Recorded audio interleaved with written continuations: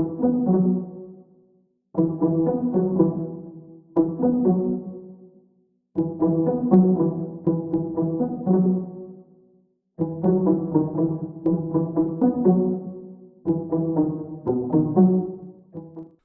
moa fa tao anatiny fiviriny COI ny Madagasikara sy ireo firenena maro izay nivory tao anatin'izany nanomboka ny fiandohany ity herinandro ity.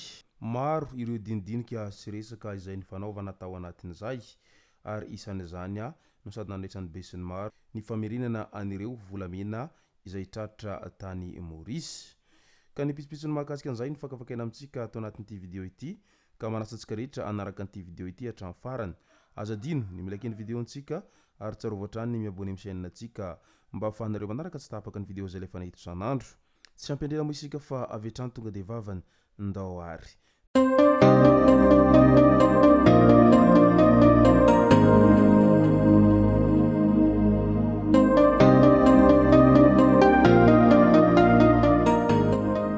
Ny tonga tsy miaraba hono na mantesitra ka dia faly miaraba isika rehetra mpanaraka tsy tapaka an'ity chaîne ity tenako amin'ity androandroany ity.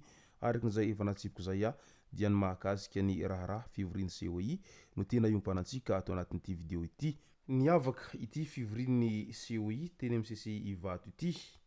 Nosy Komoriana i Mayotte ary vavolombelona amin'izany ny firenentsika ho iatrany ny filoha Komoriana Azali Ousmani teo anoloan'ny Emmanuel Macron sy ireo tonga nanatrika ny fanokafana ny fivirina.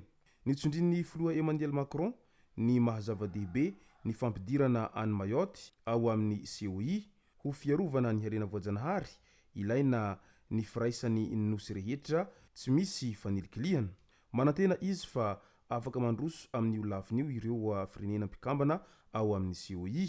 Nazava ny valintenin'ny filohan'ny Union de Comores araky ny lalàna iraisam-pirenena Nosy Komoriana i Mayotte. Nampatsiahy izy fa andrarandraharaha ny roa tonta ny fitadiavam-baholana amin'ity olana ara-tany ity.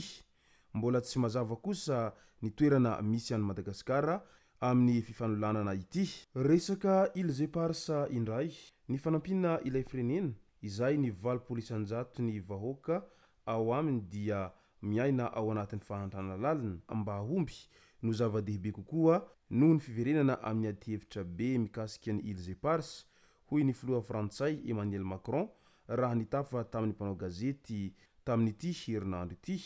Misy ny tsy fitovian-kevitra raha ny hevitra hoy Emmanuel Macron dia mpiara-mombonantoka afaka manaja azy ireo izany hoe Îles Éparses no tadiavin'ny Madagasikara izay no efa ataon'ny la France amin'ny alalan'ny commission mixte. Ity filoha frantsay ity izay miandrandra fiaraha-mitantana ireo nosy malagasy ireo midika izany fa mbola sarotra no hieritrretana fa tena hiverina amin'ny Madagasikara ity resaka Îles Éparses ity.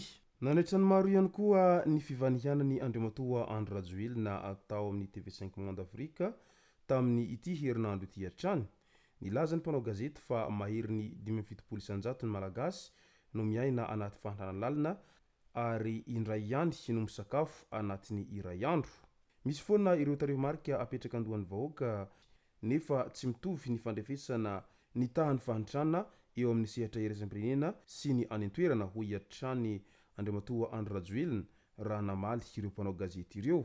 Any Eropa mety misy mandray 600 euro saingy miaina ao anatin'ny fahantrana fa ny ao Madagasikara na ny tantsaha mipetraka any ambanivohitra izay tsy misy jiro raha mandray 100 euro dia efa sambatra izy ireo. Marina fa miaina anatin'ny fahantrana ny ankamarony malagasy saingy eto hitondra sy anatsara ny andavanandro ny vahoaka malagasy mba hampitombo ny fidiram-bolana ary indrindra hiady amin'ny fahantrana hatrany ho iatrany Andriamatoa filoha Andry Rajoelina nandritra izay valandresaka izay. Mety tsy mihinana fromage ny malagasy fa mihinam-bary, mety tsy mihinana caviar fa mihinana henan'omby ho iatrany ny tenany nandritra io fivanianana io hatrany. Ka teo indrindra dia maro nametra-panontaniana amin'ireo mpanara-baovao manao hoe manao ahoana ny vidin'ny hena sy ny vidim-bary aminareo any amin'izao fotoana izao raha vantany voana heno an'izao fanehoan-kevitry ny filoha eo amin'ny resaka fihinanam-bary sy ny henan'omby izao. Fampahatsiahivana any amin'ny laharana faha 30 amin'ny firenena nanaovana fanadihadiana no misy any Madagasikara araky ny filaharana navoaka ny World Happiness Report teo amban'ny fiahin'ny firenena mikambana tamin'ny taona 2020 ity mikasiky ny lisitsin'ireo firenena sambatra eran-tany. Izany hoe firenena faha-80 avy any amin'ny farany mijaly indrindra eran-tany Madagasikara raha io filaharan'io, ary Finland no firenena voalohany sambatra indrindra eran-tany manerana izao tontolo izao. Ahafahana mamoaka an'io tarehy marika io dia tsy maintsy jerena ny fahalalahana maneho hevitra, ny harikarena faobe, ny fiainana ara-tsosialy sy ny espérance de vie ao anatin'ny fahasalamana tanteraka, ny famaritana ny fahantrana mbola zavatra hafa mihitsy ao anatin'izany rehetra izany.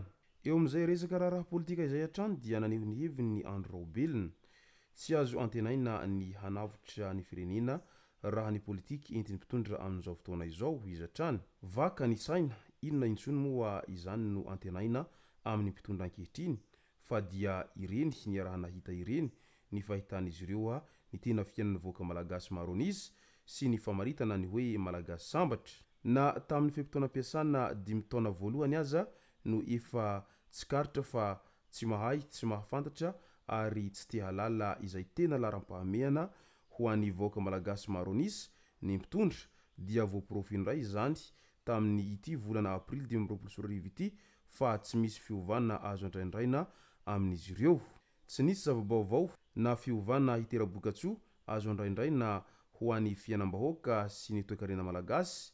Iny fivoriana iraisam-pirenena sy ny fitsidiham-panjakana no raisina atao Madagasikara iny fa voamaika manam-pirofo sy manamarina ireo antony izay nanoheranay ny fomba ny tantanana ny firenena hatramin'izay ka hijoroanay hatramin'izao. Tsy azo antenaina hanavotra ny firenena ny politika entiny mpitondra amin'izao fotoana izao, hoy izy tao amin'ny pejiny raha naneho ny heviny manoloana ny fanehoan-kevitry ny Andriamatoa Andry Rajoelina tao amin'ny fahitalavitra vahiny iray izay efa tsy zoina amin'ny mpanara-baovao. Nanaitra ny maro ihany koa moa nandritra ity fivorian'ny COI izay natao tao Madagasikara ity ny namerenan'ny Prime Ministra Mauriciana tamin'iny fivoriana iny ireo bolongambolamena malagasy izay misa 570 ary milanja 520.5 kg izay tratra tany Maurice ny taona 2024 tany hoany dia izao no voaverina any Madagasikara ireto bolongambolamena ireto satria any Madagasikara izy ireo ka tsy maintsy naveriny nosy Maurice amin'ny Madagasikara izay toerana ny hevin'ireo volamena ireo. Natolony teo ampahabe maso moa izany volamena izany mba ho hitampoko ho hitam-pirenena fa tena tafaverina soamantsara any Madagasikara ireto bolongambolamena izay tratra tany Maurice ireto. Izay no masaka azona roso tao anatin'ity video ity tompo kilasy tompo vavy misaotratsika rehetra nanaraka an'ity video ity hatramin'ny farany. Azadino ny milaiky ny video antsika ary tsarovatra trany ny miabone amin'ny chaîne antsika mba ahafahanareo manaraka tsy tapaka ny video zay lefa nahita isan'andro. Tompo kilasy tompo vavy mankasitraka dia mirary soa.